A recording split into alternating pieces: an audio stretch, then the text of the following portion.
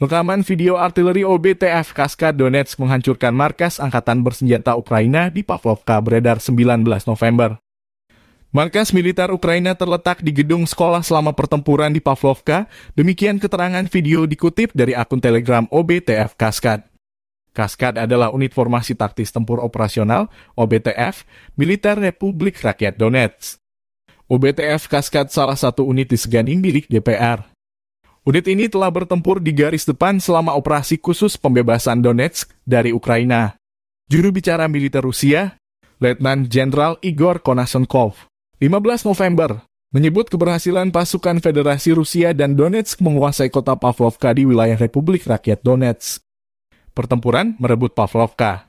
Pasukan Rusia menghancurkan hingga 1.400 prajurit Ukraina, 2 pesawat tempur Su-25, 1 helikopter Mi-8, 12 tank, 27 kendaraan tempur infanteri, dan hingga 30 kendaraan tempur lapis baja lainnya, termasuk 6 artileri, 2 sistem artileri M777 buatan Amerika Serikat, lebih dari 25 kendaraan dari berbagai jenis dan 28 kendaraan udara tak berawak dimusnahkan selama operasi pembebasan Pavlovka, kata Igor Konashenkov.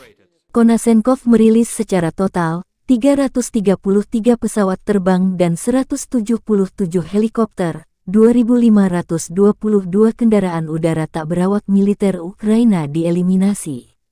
Termasuk 388 sistem rudal pertahanan udara, 6.689 tank dan kendaraan tempur lapis baja lainnya, 895 kendaraan tempur yang dilengkapi dengan MLRS, 3.595 meriam dan mortir artileri lapangan, serta 7.266 unit militer khusus dan perangkat keras dihancurkan selama operasi militer khusus.